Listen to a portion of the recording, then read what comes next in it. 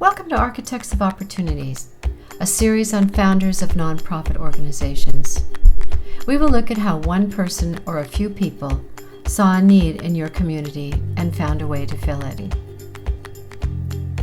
Who are the people that are inspired to see a need and bring others together to lend a hand, and not for profit?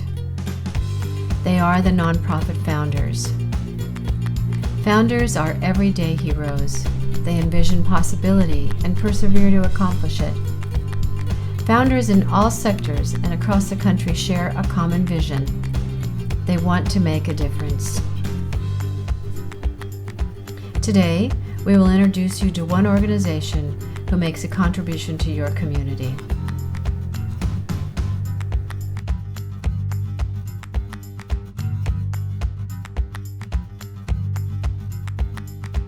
Well, welcome all of you. We're honored to be at the Marine Mammal Center, and we are talking with two founders and the executive director. And I'd like to introduce Pat Arrigoni, a founder, and Paul Maxwell, a founder, and Jeff Boehem, the executive director. It's wonderful to be here in this beauty, and then we're sitting in the conference room, but we were earlier out at what is really the hospital, I think, for the patients. And it's wonderfully rich with sounds from all of them, healing and having a great day together. So, Patricia, could you tell us a little bit about your background, how you got started? And I'll ask you, Paul, too, because I'm really interested in, so are our viewers, in how you were inspired. What was that spark to do this? This grew out of, the Marine Mammal Center grew out of the old Lloyd Museum, which is a small wildlife museum in Centerville, now called Wild Care. At the time, I was on the board of directors. Well, I'm up to where we hired Paul Maxwell as our CEO, and Lloyd Smalley was the animal curator. So why don't I bounce the question to you, since you're the one that came up with the idea of how and why we did this. Good question. We began working at the museum, getting animals in, being brought in by people who found them on the beach, mostly baby harbor seals. And we were kind of expected to take care of them, nurture them, and either turn them loose, I guess, or release them into the wild, or keep them for display. All the care of these animals that were brought in, these wild seals and sea lions, this was kind of besides my job as curator. And this is an onerous thing to take care of marine mammals, and it just requires an awful lot of work, thought, research. But the people, the public who came to the museum, they expected us to do this. I often thought that because it was so difficult to get the time to really do the work that I wanted to do to take care of the animals, that this should be an activity all by itself. I see. So how many hours a week were you working, Lloyd? It was for the most part, it was around 45 hours a week. But then when you sometimes I would be called out on a rescue, like on my day off. Or if I was called out on rescue during working hours, that meant I had to make up that time that the animals are not like canned goods. They have to be cared for, That's right. So you thought to yourself that this should be on a separate scale, something very separate. And then what was your next step when you had that thought? Well, I had the thought for quite a while, and I thought it was time for me to, for a number of reasons, time for me to leave the museum. And my wife, Gail, encouraged me to quit my job at the museum to start the Marine Mammal Center. So I quit, went on a short vacation to Baja, came back, wrote up a proposal to establish a Marine Mammal Center. At that time, it was called the California Marine Mammal Center, meaning that we rescued animals off the California coast. Okay. And then who did you present that proposal to? I presented it the first time I presented it to somebody was to one of our county supervisors, Bob Romier. And he read it and gave me an endorsement. I then took the proposal to Pat and to a few other people. The local veterinarian helped us pro bono at the museum. And I got an endorsement from him, took it to Pat, and got an endorsement from Pat's husband, who was a supervisor, and then asked Pat if we could arrange to have to be heard at a council hearing. Okay. And we did that. Paul made a presentation to the Board of Supervisors at a meeting, open meeting. And by the way, it was full of people. Were they there to hear your proposal, or were they? They were anxious to hear the proposal. Yes. So you built up quite a following then. Yes. So the three of you were the ones who really did the legwork and got it going then, I think you're saying. Yes. And then the facility was, Pat and Paul got the facility, the Nike site. Uh-huh. Right then- here, the initial, Yeah, you've been this here is all the this end. time. You're sitting Yes. on And Paul, how did you think to do that? well, can I back up a little Please, bit and yeah. kind of fill in some of the blanks? The reason coming to Lloyd Museum was, for me, a kid, a couple years out of college, coming to his dream job. Because all my life I've been interested in animals, started out with horses at 3 years old, and went on through the thing, going to all the junior museums and dragging animals home to take care of, learning how to do that. And then I went to Cal Poly. I didn't want to become a veterinarian. I wanted to actually manage a facility like a zoo or something like that, or a horse farm. That was my first goal. But one year, in the second year of my of college, I worked for the Peninsula Humane Society, and they found out I had some training in animals. I'd already had a year, in school, and had all that experience. So they let me be a rescue worker. I was out in the field a lot.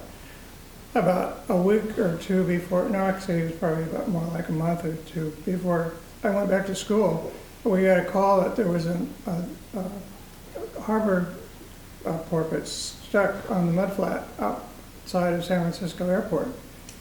And so actually we had to start a rescue, which we did, and we got the animal off the mudflats, and we didn't get stuck ourselves. We had to tear down a big real estate sign off for one of the hotels to use it for a raft to get out there. And so we came back with the animal, and we got it back into the water over at the Coyote Point Yacht Harbor, thanks to the folks over there. We couldn't find a veterinarian or anybody that could come out and respond to the medical issues that it had, and the poor thing died, a month later. Well, that's a life-changing thing. Yes. I was liking animals to begin with, and I started focusing on marine mammals.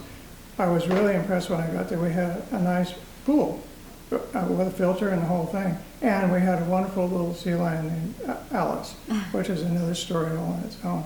But Alice died. I started in 1969. Lloyd had been there about, 6 years before me, so he was already dealing with all of these animals. So he had a good background in animal care. So it was a natural thing when we lost this sea lion. But she was a cutie. She was like the ones we have here today. Everybody loved her. She was pretty popular with the community. But we couldn't answer the question of why did she die? I mean, there was just no easy answer. So then we said, well, before we do this, before we bring in more animals, we're going to figure out the best we can how we take care of them. Okay. So we started hitting the books and found out there was not a whole lot of information out there. We found a couple of good books by the New York Zoological Society, and that was it. So then we started talking to the people in the Bay Area, and we talked to Cal Academy, and then they put us on to a new gentleman in town who was down at Stanford, and he started a biosonar lab. They were looking to see if sea lions, his original hypothesis was sea lions could possibly have do echolocation, or use like radar for like the dolphins do. But he set it up as he did all the right things for setting it up. He brought in a really great team of veterinarians and biologists and behaviorists and to set it all up. When we called and talked to him and told him what our problem was, and we said, could we get a little help here?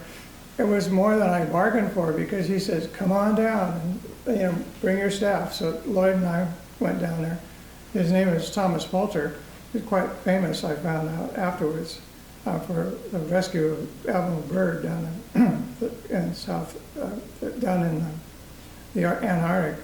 But anyway, he started letting us, he let us come to their conferences. We went to the meetings and the conferences and the training and everything that they had, and we started processing that. And then he said, I'll tell you what, now I'm going to start sending some of our animals up to you guys for release. I mean, not for release, but for relief of being used as research products down at Stanford. So we had these, and the kind of research they did wasn't any biological manipulation or surgery or anything like that. It was just really, how do we learn about these animals? There was not much out there. There was not much on the natural history or the physiology or any of it. So they had just about that time published a book on the anatomy and physiology and husbandry of marine mammals. And so we grabbed it and started using that, so we set that up. So the first thing he did is he sent us a sea lion, which was quite a big challenge, too big a challenge for us to keep in. You can see how these little guys hop out of the pens, hop out of the pools and jump on top of the little edges. And they're very agile and they're wonderful animals. Well, he was about 3 times the size of these guys. And he just decided, well, he's going to take a walk. And he did. He took a walk through the museum.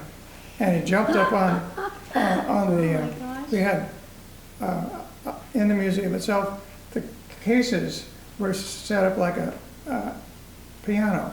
But it was all glass, and the keyboard was all glass. And you could look through the keyboard, and they had Indian baskets in it.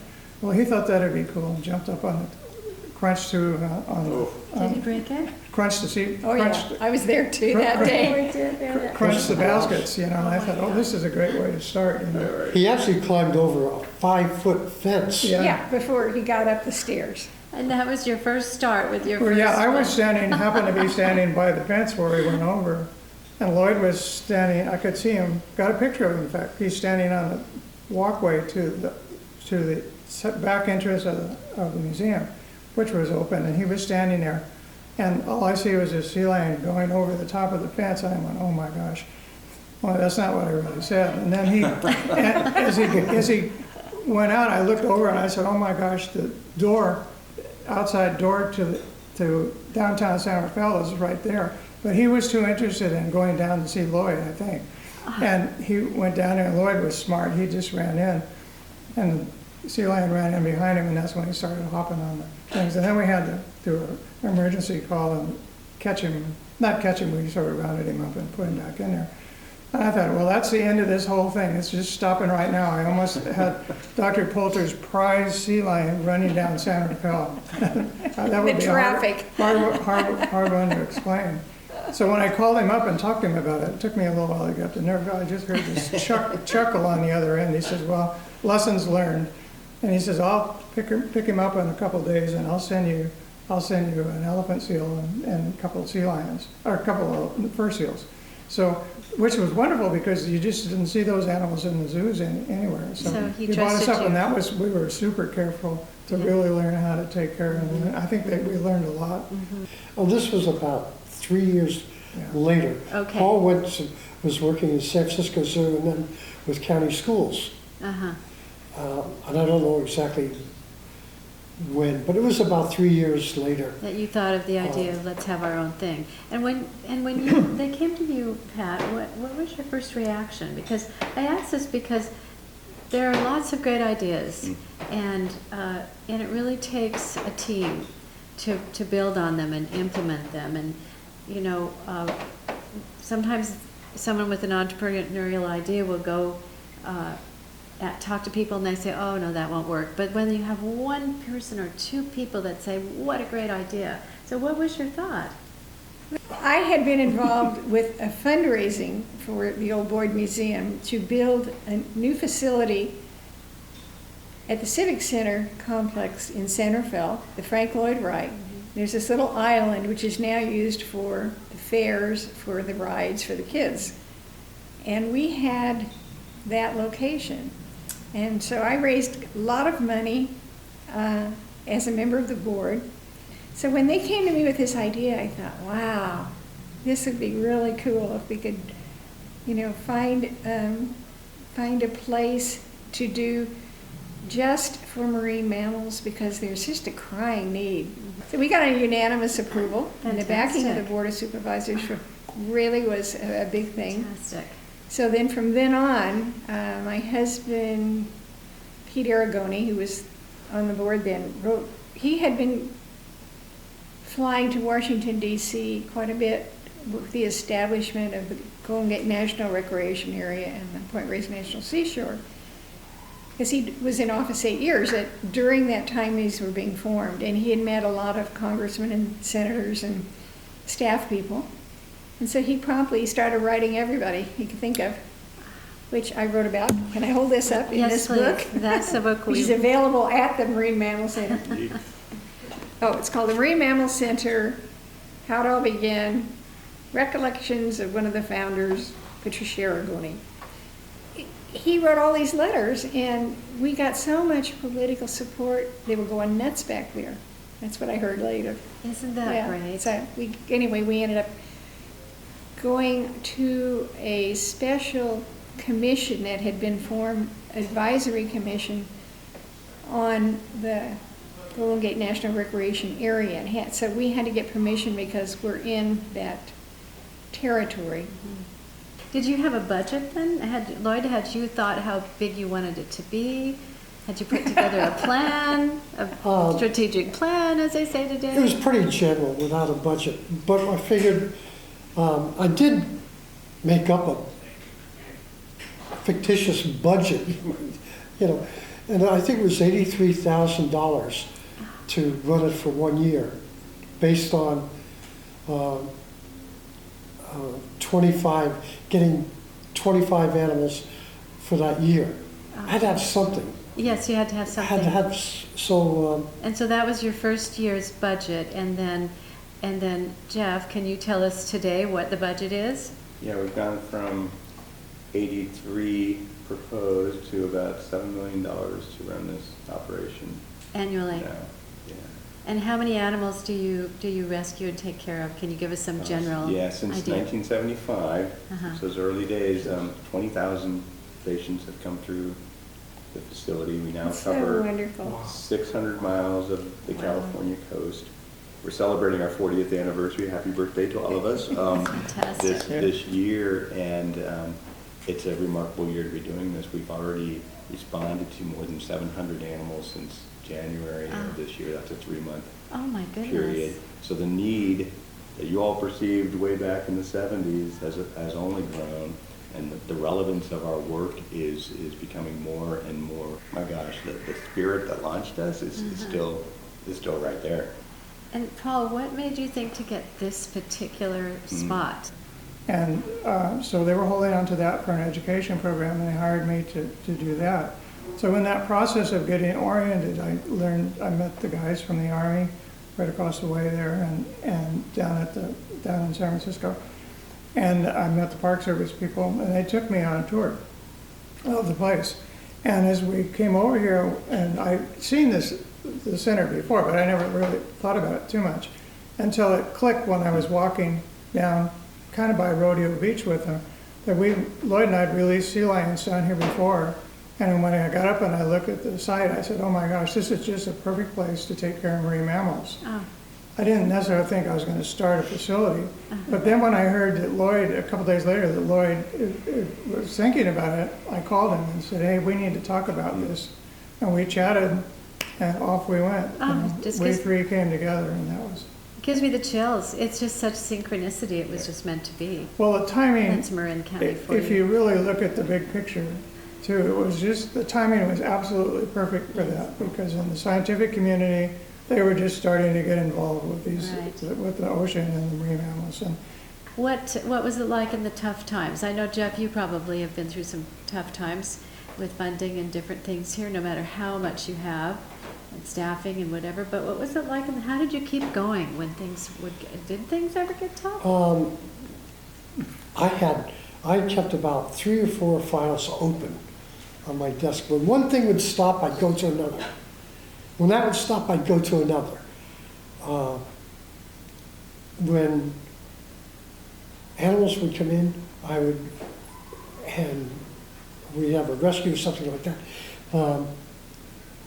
I would contact the TV stations if they're looking for a story. Sometimes they gave us terrific support.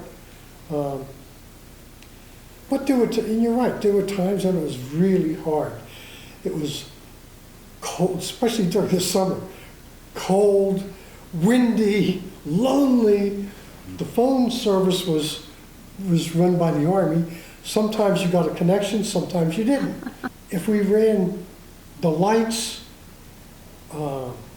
if we ran a bunch of different things at the same time, we'd flip a circuit breaker and have to start over. I mean, it wasn't easy. And you'd have to just worry, where am I going to get the money to buy the fish, to buy the medicine, all this stuff? Hasn't changed. we're still out there hustling. We now have more than, you know this well, more than 1,100 volunteers who are part of this organization. And each and every one of them brings this passion and this dedication and this know-how and the same resolve that you three. We think about founders who have started it, it's their baby, passionate about it, and at some moment you think to yourself, well, I can turn it over. It's time to turn it over. Lloyd came in with the team, for the first 5 years. Nobody got paid.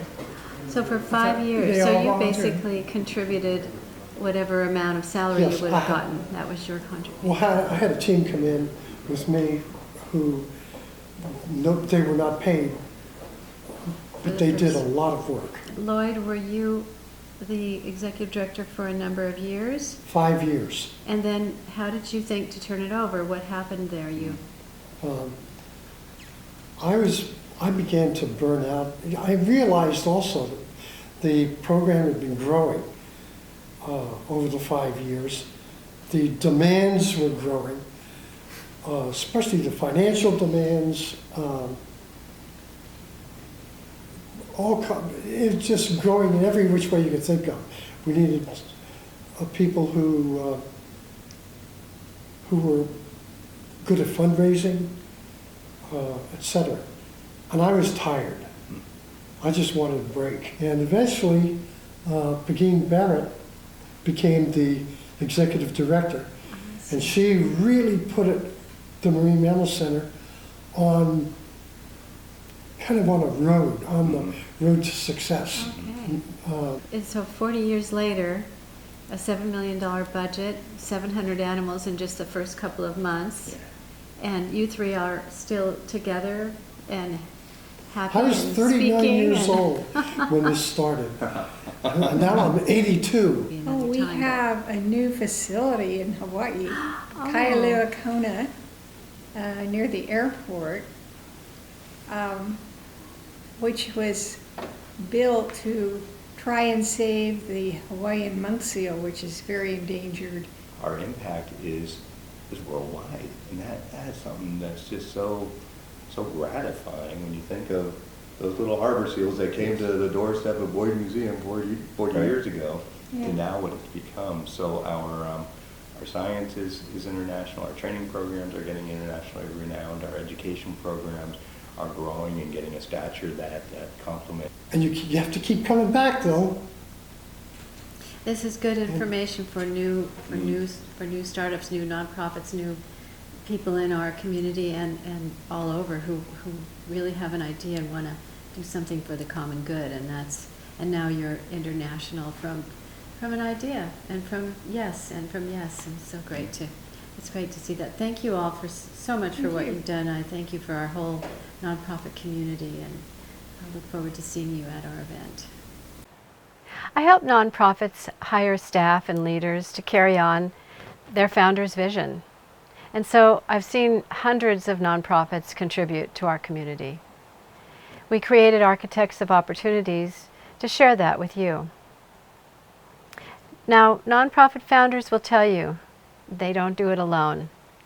If you're among the 25% of us who are volunteers or volunteer board members or staff or donors, thank you. And if you're not, please join us in making a difference.